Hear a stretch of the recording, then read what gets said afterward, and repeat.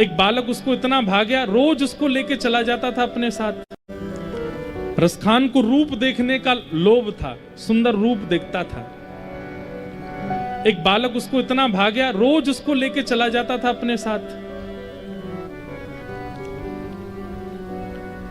एक दिन ब्रज से कोई गए, उन्होंने कहा तुम रोज इस बालक को ले जाते हो, उसके माता पिता इतनी चिंता करते हैं। रसखान बोले तो शाम को छोड़ भी तो जाता हूं, मुझे इसका रूप अच्छा लगता, पूरे दिन देखता हूं, ये जैसे हंसता है, जैसे बोलता है, जैसे चलता है, मुझे बहुत अच्छा लगता है। तो वो ब्रजवासी, अच्छा तो तुमने अभी नंद नंदन नहीं देखे? रसखान बोला कौन है नंद नंदन? बोले हमारे ब्रज के नंद जी को लाला, तुमने अभी उसकी छवि नहीं देखी। रसखान बोला कोई भी हो, मैं दावे से कह सकता हूं इस बालक से ज्यादा सुंदर नहीं होगा। वो ब्रजवासी जोर से हंसने लगा, वही तो बात है, अभी तुमने देखा नहीं उसको। रसखान बोला कैसे दिखेगा? बोले रुको मैं थोड़ी सी छवि दिखाता हूं। अपने झोला में से एक चित्रपट निकाला ठाकुर जी का, हाथ में मक्खन लिए ठाकुर जी, दो दतुइयां दिख रही हैं, घुंघराले केश मुखमंडल पर आ रहे हैं, ऊपर सुंदर जूड़ा बना रखा है, कमल नेत्र ठाकुर जी के, सांवले सांवला स्वरूप है, गुलाबी गुलाबी गाल है, मधुर मुस्कुरा रहे हैं। ऐसी एक सुंदर छवि उन महापुरुष के पास थी। वो छवि दिखाई, देखो ये है नंद जी को लाला। छवि दिखते ही रसखान तो बौरा गया। बोले सच में ये बालक है? कहां पर है? बोले वृंदावन में।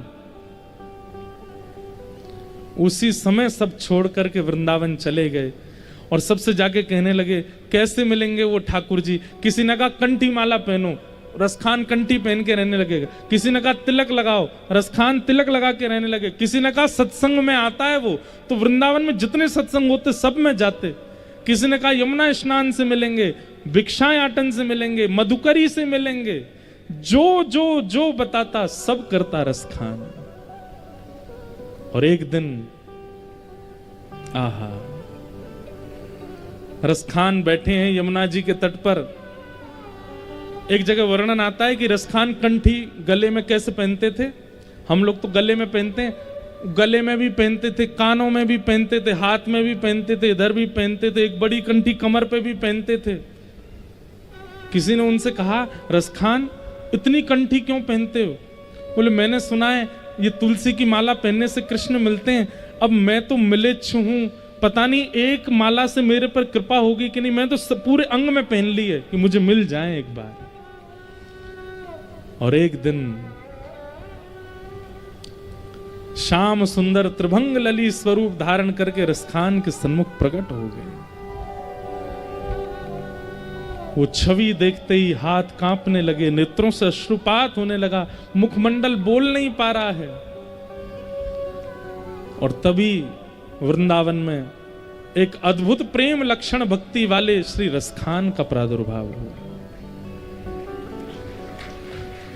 एक क्षण, एक छवि यदि दिख जा, मतलब मैं कहना क्या चाहता हूं, ये मति कुंवारी है और ये मति, आज की भाषा में कह दूं बुरा नहीं मानिएगा, ये मति जो है ना इसका चरित्र अच्छा नहीं है। ये एक की नहीं हो सकती, ये सबकी होती है, कभी इसकी कभी उसकी, कभी कहीं कभी कहीं, कभी कोई भोजन वस्तु प्रिय, कभी कोई स्थान प्रिय, कभी कोई व्यक्ति प्रिय। हमारा शरीर एक बार को एक का हो जाता, पर मति एक की नहीं होती। मति तो केवल और केवल श्याम सुंदर की हो सकती है। इसलिए आज भीष्म पितामह कह रहे हैं संसार की इति और इस मति को मैं आपको प्रदान करता हूं, मेरी इस कुंवारी बेटी मति से आप ब्याह कर लो। भगवान बोले भैया मति से पूछ तो लो उसको हम अच्छे लगते हैं कि नहीं। भीष्म पितामह कहते हैं त्रिभुवन कमनम तमाल वर्णम रविकर गौरवराम्बरम दधाने वपुरलक कुलावृताननाब्जं विजय सखे रतिरस्तु मेन वद्य। हमारे ब्रज में एक बात कहते हैं, जब ठाकुर जी ने भीष्म पितामह से कहा कि तुम्हारी मति को हम अच्छे लगते हैं कि नहीं, एक बार मति से पूछ लो, तो भीष्म पितामह हंसने लगे और हंस करके बोले आप और अच्छे किसको नहीं लगते ये बताओ। अरे महाभारत युद्ध में कौरव जब अर्जुन को बाण मारने के लिए प्रत्यंचा चढ़ाते थे ना, तो आपको देख करके कभी कभी उनके हाथ पैर कांपने लगते थे। इतने सुकोमल रथ के सारथी बैठे, हम अर्जुन को कैसे बाण मारें। आधी से ज्यादा बार तो अर्जुन इसलिए बच गया क्योंकि आगे आप बैठे थे। आपके रूप लावण्य को देख करके किसी के अंदर शत्रुता ही नहीं आती आपके प्रति। हमारे ब्रज में कहते हैं, लाला ने बहुत बड़ी कृपा करी कि ये लाला बन के आयो। हे कृष्ण लला तुम होते लली तो गरे कट जाते करोड़न के। तुमने बहुत बड़ी कृपा करी है संसार के ऊपर कि तुम लाला ही बन के आए। कहीं तुम लाली बन के आए होते तो जन कहा करते संसार में।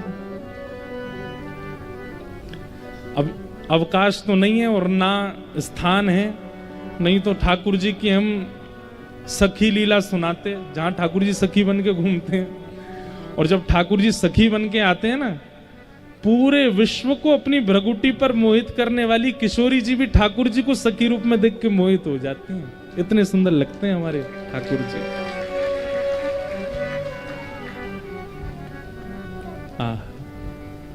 हम तो अपने ठाकुर जी को भी सखी बनाते हैं। राधाष्टमी वाले दिन हमारे लाला चूड़ामणि पहनते हैं, चुनरी ओढ़ते हैं, सुंदर लहंगा पहनते हैं, साड़ी पहनते हैं, सखी बन के घूमते हैं। वो अलग विषय है, कभी कहीं और सुनाएंगे। आप किसको प्रिय नहीं हो नाथ? आप सर्वप्रिय हो। अरे आपसे शत्रुता करने वाले भी इसलिए शत्रुता करते हैं कि शत्रुता के कारण आपके सामने खड़े होने का अवसर मिलेगा, और जितनी देर आपसे लड़ाई करेंगे आपको देखने का अवसर तो मिल जाएगा, इसलिए शत्रुता करते हैं कई। तो भीष्म पितामह स्वयं, भगवान ने पूछा पितामह से कि आप पांडवों के पक्ष में क्यों नहीं रहे, कौरवों के पक्ष में क्यों गए? तो पितामह कहते हैं कि नाथ, कौरवों के पक्ष में या तो आपके दाएं खड़ा होता या आपके बाएं खड़ा होता। आपके सर्वांगीण अंग का दर्शन करने के लिए तो विपक्ष ही चाहिए था, इसलिए मैं कौरवों के पास गया ताकि आपको देख सकूं। ऐसी छवि है श्याम सुंदर की। आहा। भीष्म पितामह ने स्तुति गाई, और स्तुति गाते हुए उत्तरायण का समय होते ही भीष्म पितामह ने भगवत दर्शन करते करते अपने प्राणों को ठाकुर जी में विलीन कर दिया। बोलो भक्त वत्सल भगवान की। आगे भगवान द्वारिका गए, यहां उत्तरा ने परीक्षित बालक को जन्म दिया। ठाकुर जी उस बालक का दर्शन देने के लिए भी पधारे। तत्पश्चात विदुर जी महाराज ने आकर के गांधारी को और सबको ज्ञान उपदेश किया। तत्पश्चात अर्जुन द्वारिका गए और कुछ महीनों तक लौट करके नहीं आए, तो युधिष्ठिर जी को अपशकुन का अनुभव होने लगा। और तभी देखते हैं कि द्वार पर अर्जुन आकर के बैठा है। उसके सिर पर मुकुट नहीं है, कवच नहीं है। युधिष्ठिर ने जाकर के पूछा, तुम द्वारिका गए थे, महीनों बाद लौट करके आए हो, और तुम्हारी स्थिति देख करके ऐसा लगता है कहीं युद्ध हुआ, कुछ हुआ, क्या बात है अर्जुन, सब ठीक है? तब अर्जुन ने बताया कि वंचितो हम महाराज हरिणाम बंधुरूपिणः येन मे पहितं तेजो देव विस्मापनम महत्। जिन श्री कृष्ण की कृपा से हम लोग महाभारत युद्ध जीते हैं, वो श्री कृष्ण अपनी लीला पूरी करके यहां से चले गए। श्री कृष्ण लीला संवरण करके चले गए, यह सुनकर के पांडव मौन हो गए और परीक्षित को राज्य गद्दी पर बिठा करके वन बड़कल वेश धारण करके वन की ओर स्वर्गारोहण को प्रस्थान कर गए। छोटे से परीक्षित को राज्य गद्दी पर बिठा दिया। ब्राह्मणों के नेतृत्व में परीक्षित राज्यपात संभाल रहे हैं, और ये पांडव सब वन को स्वर्गारोहण को प्रस्थान कर गए। पांडवों पर बड़ी कृपा की ठाकुर जी ने। विरह से आतुर व्याकुल पांडव, कुंती ने तो प्राण ही त्याग दिए जैसे सुना ठाकुर जी चले गए। पांचों पांडव जगह जगह वृक्षों से लिपटते हैं, रोते हैं, श्री कृष्ण को याद करते हुए स्वर्गारोहण को जा रहे हैं। कहीं तो मिलेंगे वो बांके बिहारी, कहीं तो मिलेंगे वो गाइए सब बांके बिहारी, कहीं तो मिलेंगे वो रमण बिहारी,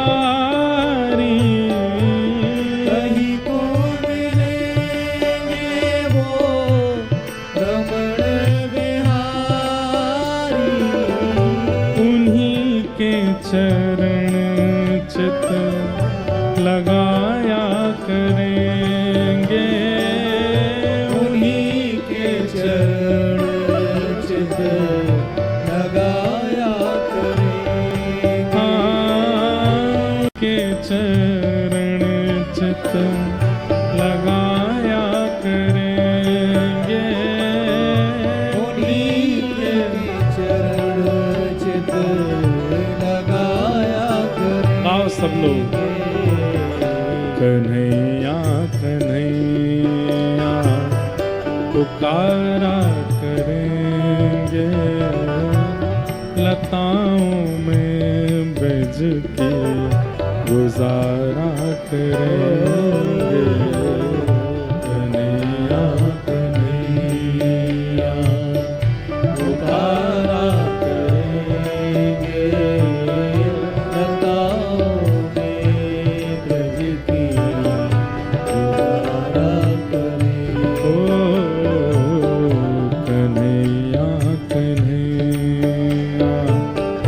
पुकारा करेंगे, लताओं में ब्रज की गुजारा करेंगे, कन्हैया कन्हैया पुकारा करेंगे, लताओं में ब्रज की गुजारा।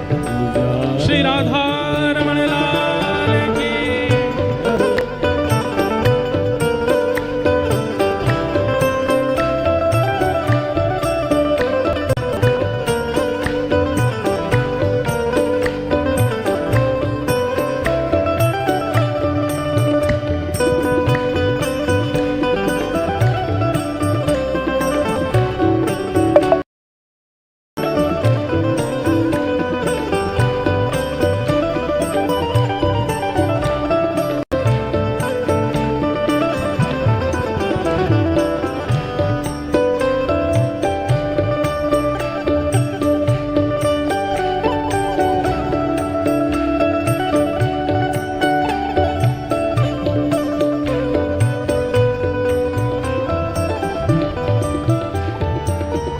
उन्होंने नचाए हैं ब्रह्मांड सारे, उन्होंने नचाए हैं ब्रह्मांड सारे, उन्होंने नचाए हैं ब्रह्मांड सारे, उन्होंने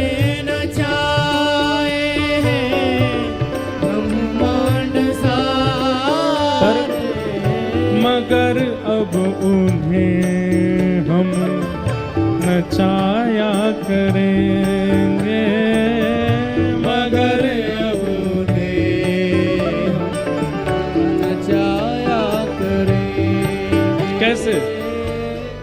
केवट की नाव में बैठ गए राम जी, सीता जी, लक्ष्मण जी सब बैठ गए। चलो केवट पार लगा दो। केवट लेकर के नाव जैसे ही पार लगाने लगा, बीच भंवर में पहुंची जैसे ही नाव किनारा आने वाला है और केवट दोबारा नाव घुमा करके फिर वहीं ले जाता है। लक्ष्मण जी बोले, ए भाई क्या कर रहे हो ये? बोले मेरी नाव मेरा घाट, मैं जब चाहूंगा तब लेकर के जाऊंगा। राम जी बोले लक्ष्मण कुछ मत कहो, ठीक है अपना भाई ले चलो, हमको किनारे छोड़ दो। फिर से लेकर के किनारे जाने लगा। बीच भंवर पर पहुंचते जैसे ही पल्ली पार पहुंचने वाला फिर घुमा देता वापस। सीता जी को, लक्ष्मण जी को थोड़ा थोड़ा रोष आने लगा। जब तक सीता जी बोलती रही, लक्ष्मण जी बोलते रहे, तब तक उसने कोई उत्तर नहीं दिया। 4-5 बार जब नाव घुमा दी, नहीं पहुंचाता किनारे पर, तो राम जी बोले भैया क्या चाहते हो, क्यों परेशान कर रहे हो, पहुंचा दो हमको, किनारे पर छोड़ दो। तो वो केवट कहता बस 4 बार में थक गए, और आप जो हमको 84 लाख बार घुमाते रहते हो सब जगह, तब आपको थकान नहीं लगती हैं? कभी मानव बनाते हो, कभी हाथी बनाते हो, कभी चेंटी बनाते हो, हैं? कभी कॉकरोच बनाते हो, कभी छिपकली बना देते हो। ये 84 लाख योनियों में जब हमको नचाते हो, हमने कभी शिकायत की आपसे? और कुछ 4 बार में थक गए। राम जी बोले भैया तेरे हाथ जोड़े, तेरी जितनी इच्छा हो उतना नचा ले तू। इसका मतलब क्या है? वो ठाकुर जी से बैर नहीं करता, लेकिन वो प्रेम भाव में, कभी कभी प्रेम का अतीत होता है ना, तो अपना अधिकार मान करके हम अपने प्रेमी को परेशान करते हैं। उस भाव से उन्होंने नचाए हैं ब्रह्मांड सारे, उन्होंने नचाए ब्रह्मांड सारे, पर मगर अब उन्हें हम नचाया करेंगे, मगर अब उन्हें नचाया करेंगे।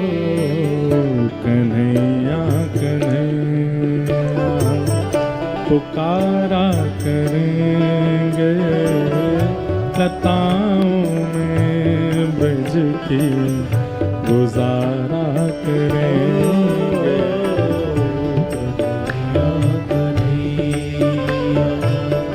पुकारा करेंगे, लताओं में ब्रज की गुजारा करेंगे।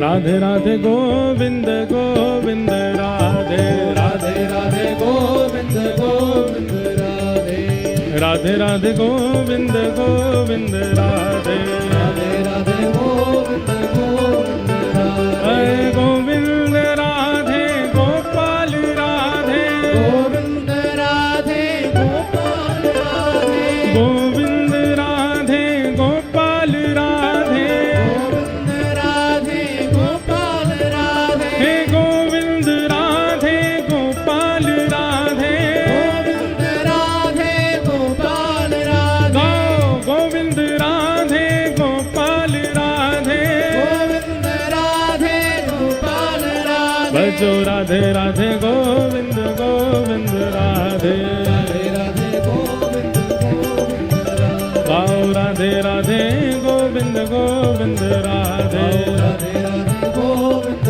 गोविंद राधे, हरि गोविंद राधे गोपाल राधे, गोविंद राधे गोपाल राधे, गोविंद राधे गोपाल राधे, गोविंद राधे गोपाल राधे, हरि गोविंद राधे गोपाल राधे, गोविंद राधे गोपाल राधे, हरि गोविंद राधे गोपाल राधे, गोविंद राधे पूजा उठा के गाओ, राधे, हरि राधे राधे गोविंद गोविंद राधे, राधे राधे गोविंद गोविंद राधे, हरि राधे राधे गोविंद गोविंद राधे, राधे राधे गोविंद गोविंद राधे, राधे राधे गोविंद गोविंद राधे, राधे राधे गोविंद गोविंद राधे, हरि गोविंद राधे गोपाल राधे, गोविंद राधे गोपाल राधे, हरि गोविंद राधे गोपाल राधे, हरि गोविंद राधे गोपाल राधे, हरि गोविंद राधे गोपाल राधे, गोविंद राधे गोपाल राधे, श्री गोविंद राधे गोपाल राधे, गोविंद राधे गोपाल राधे, हरि गोविंद राधे गोपाल राधे, गोविंद राधे गोपाल राधे, हरि गोविंद राधे गोपाल राधे, गोविंद राधे गोपाल हे राधे, भजो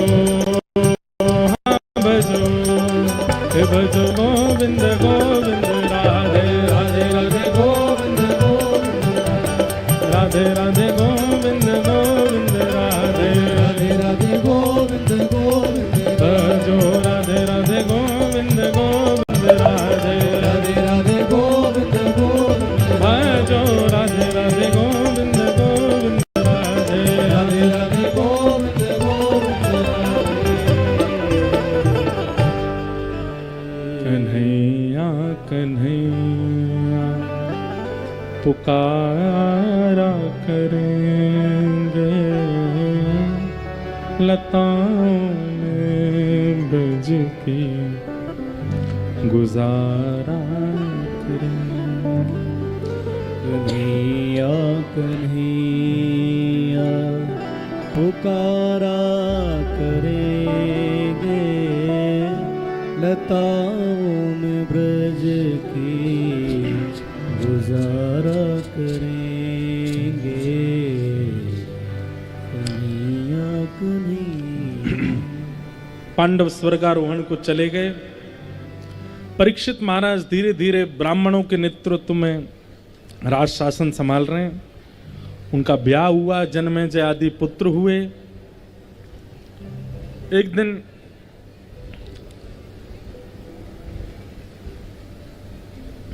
जरासंध का मुकुट अपने सिर पर धारण करके देखना चाहा, जिसके कारण मति में कलयुग का निवास हो गया। कलयुग को 5 स्थान प्रदान किए थे, द्यूतम पानम स्त्रिय सूना, और पुनः याचना करने पर पुनश्च याचमानाय जात रूप मदात प्रभु।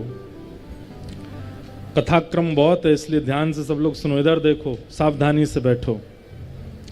जुए में कलयुग का निवास है, मदिरा पान में कलयुग का निवास है, और मदिरा पान ही नहीं, जिह्वा पर हर उस वस्तु को धारण करना जो जिह्वा के लिए नहीं है, उन सब में कलयुग है। केवल खाने पीने की वस्तु नहीं है महाराज। ये जो बात बात पर लोग गालियां देते हैं ना, ये इसमें भी कलयुग का निवास है। ये भी मद्यपान के समान पाप लगाएगा। आप अपनी जिह्वा को इतना अपवित्र नहीं कर सकते। द्यूतम पानम, पर स्त्री पर पुरुष संग में भी कलयुग का निवास है। सूना, हिंसा में कलयुग का निवास है। विवाद कलेश में कई लोगों की बड़ी रुचि होती है। लड़ाई झगड़ा करने के लिए वे लोग तत्पर खड़े रहते हैं, कैसे भी लड़ें हम, उसमें भी कलयुग का निवास है। और पुनश्च याचमानाय जात रूप मदात प्रभो, पुनः याचना करने पर 5वां स्थान दिया, अनीति से कमाया गया धन। क्योंकि धन में तो ठाकुर जी का निवास भी है, तो अनीति से जो धन कमाते हैं उसमें कलयुग का निवास है। 5 जगह सावधानी रखिए। जुआ मत खेलिए, मद्यपान मत कीजिए, अशुद्ध वस्तुओं का सेवन मत कीजिए। विवाह के उपरांत एक पत्नी व्रत एक पतिव्रत धारण कीजिए। लड़ाई झगड़ा मत कीजिए। विवाद जैसे शुरू होने वाला हो, हाथ जोड़ करके प्रस्थान करते चलिए। और अंतिम, बिना मेहनत के धन मत कमाओ।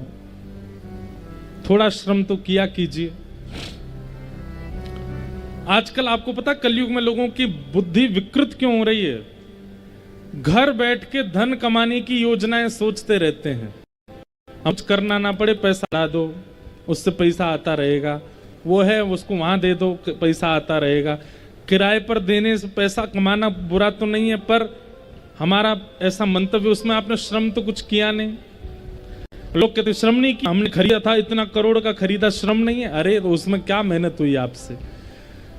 तो फिर ऐसा क्या करना है? तो बोले किराए का जो ये पैसा आता है, या फिर ये स्टॉक मार्केट में लोग लगे रहते हैं, कुछ भी करते हैं जिसमें कोई मेहनत तो होती नहीं है, पैसा आता है, ऐसे धन को सेवा में लगाओ।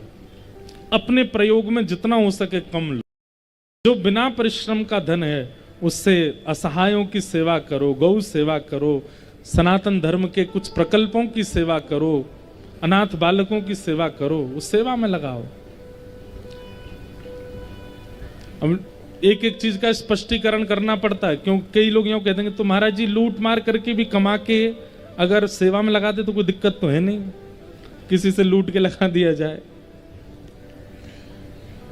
ऐसा करना नहीं है। सीधी बात है कि पड़े पड़े जो कमाई हो रही है ना, उससे विकृति आती है, इसलिए उसको सेवा में प्रयोग करो। इस प्रकार पंच स्थान प्रदान किए। राजा परीक्षित स्वयं आखेट को